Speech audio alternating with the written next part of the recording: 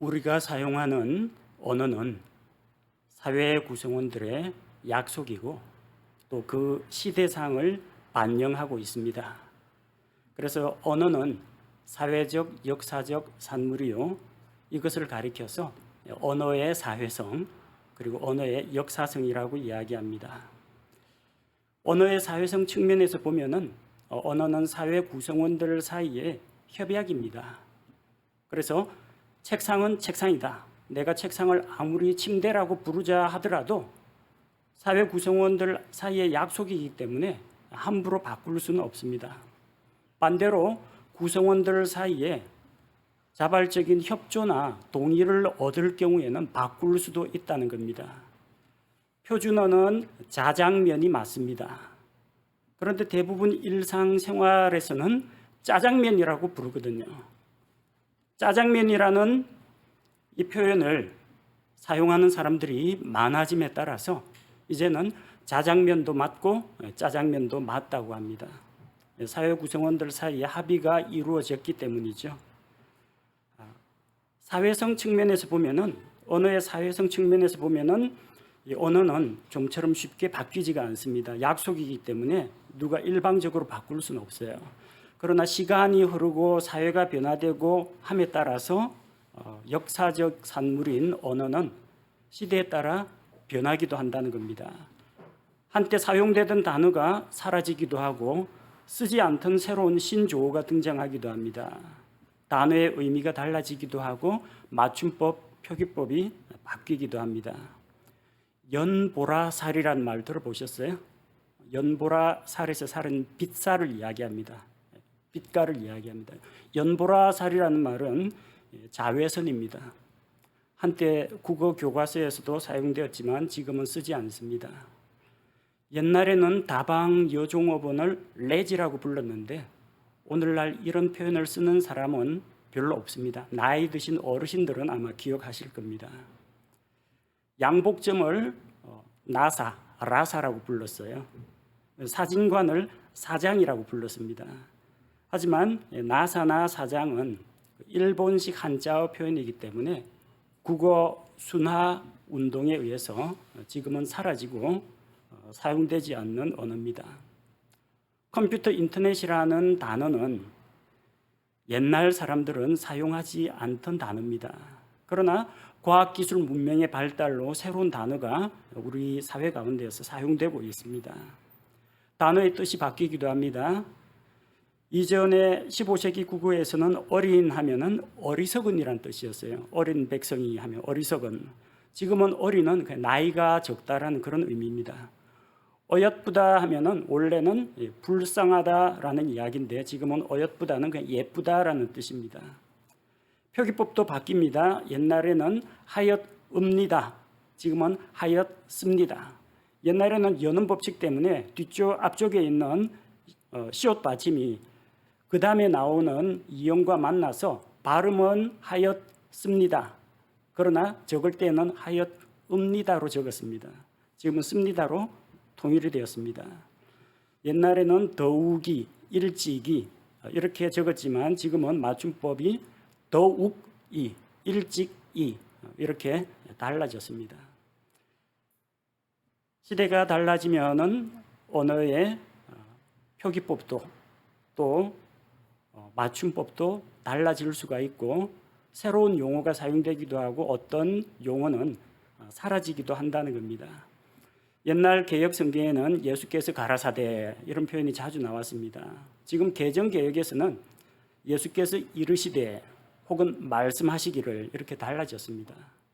오늘날 가로대, 가라사대 이거 쓰는 사람이 없거든요. 그 시대에 맞게 단어가 바뀌는 겁니다. 언어가 그 사회의 역사와 현실 그리고 사회적 합의를 반영한다는 것에 우리가 명심한다면은 킹 제임스 흠정역도 한국인을 위한 우리말 성경으로서 우리 사회가 인정하고 또 널리 사용하는 그런 단어로 바꾸는 것이 필요하다고 생각합니다. 언어의 역사성과 사회성에 대해서 이야기를 했는데 오늘은 광복절 제76주년을 며칠 앞두고 우리 사회에서 또 특별히 성경책 안에서 사라져야 할 일제의 잔재, 일본식 한자에 대해서 이야기하고자 합니다. 여러분 혹시 출두라는 말 들어보셨습니까? 아까 어떤 분하고 이야기했는데 암행어사 출두요 그러더라고요. 조선시대 사극에서 암행어사 출두요 하는데 잘못된 말입니다. 암행어사 출도라고 해야 맞습니다.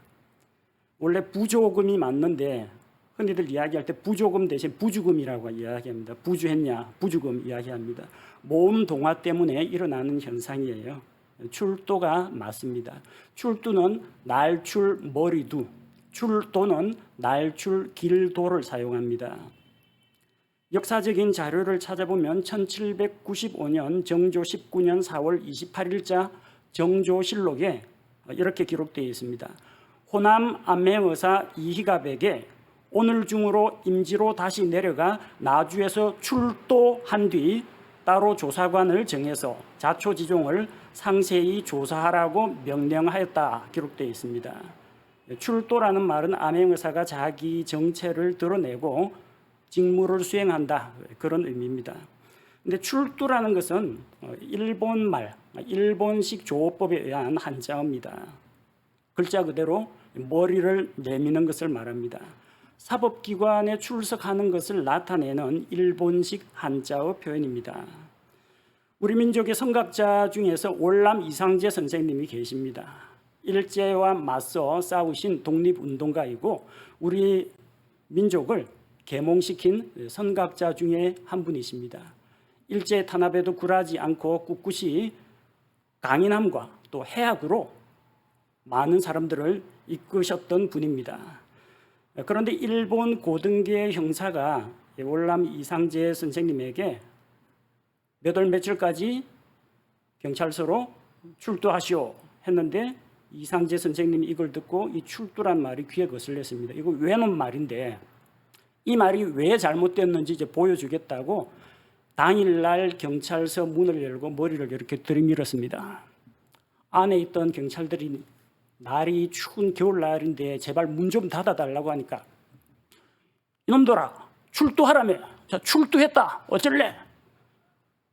그래서 너희가 사용하는 이 출두라는 단어가 얼마나 잘못된 조어법에 의해서 만들어졌는지를 그들에게 깨우치시고 호통을 치셨다는 일화가 있습니다.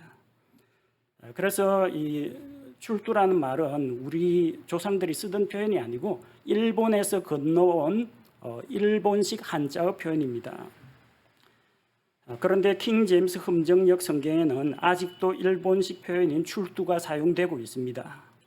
사도행전 22장 30절 말씀을 보면은 이튿날 총대장이 무슨 까닭으로 유대인들이 그를 고소하는지 확실한 사실을 알기 위해 그를 결박해서 풀어주고 수제사장들과 그들의 온 공회에게 명령하여 출두하게 한 뒤 바울을 데리고 내려가 그들 앞에 세우니라. 성경에 여전히 킹제임스 성경에 출두라는 단어가 이제 사용되고 있습니다. 법조계에서는 이미 오래전에 사라진 말입니다. 법조인들에게 물어보니까 법률 용어 가운데 소환이라는 단어하고 출석이라는 단어는 있는데 출두라는 말은 법률 용어에 나오지 않는다고 합니다. 오늘날은 출두라는 일본어 표현 대신에 출석이라는 표현을 사용하고 있습니다. 대법원 성낙성 공보 담당 판사의 말입니다. 출두는 일어식 표현이기 때문에 출석이 더 바람직한 우리말 사용법이다. 이렇게 말씀하셨고요.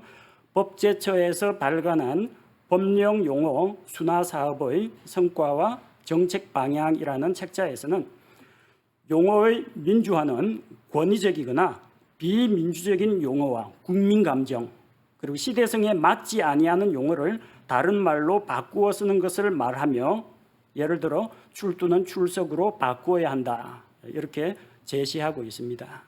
자, 법령 용어 순화 사업에 의해서 오늘날 출두라는 것은 공식 문서에는 사용되지 않습니다. 출석이라고 하고 사람을 부르는 것은 소환이라고 합니다.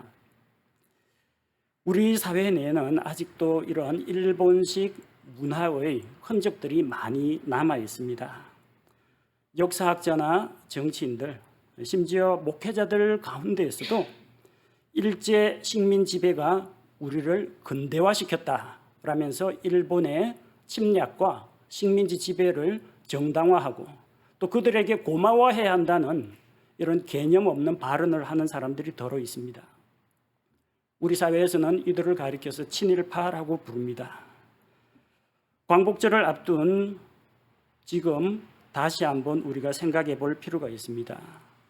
일본 제국주의 식민지 침탈로 인해서 말과 글을 빼앗겼던 우리 민족의 뼈아픈 역사적 경험을 우리는 잊지 말아야 합니다. 우리 말과 우리 글의 소중함을 반드시 기억하고 이를 지켜내야 합니다. 일본어에 의해서 우리말이 지배당하는 것은 곧 우리의 사고와 개념이 지배당하는 것과 마찬가지입니다. 일본어에 의한 우리말의 종속성 문제는 앞으로 반드시 극복해 나가야 할 과제라고 생각합니다. 하지만 아직도 킹제임스 흠정역 마제스티판에서는 여전히 출두라는 일본식 한자어 표현을 고집하고 있고 또 성경을 통해서 이를 보존하고 전파하고 있는 실정입니다.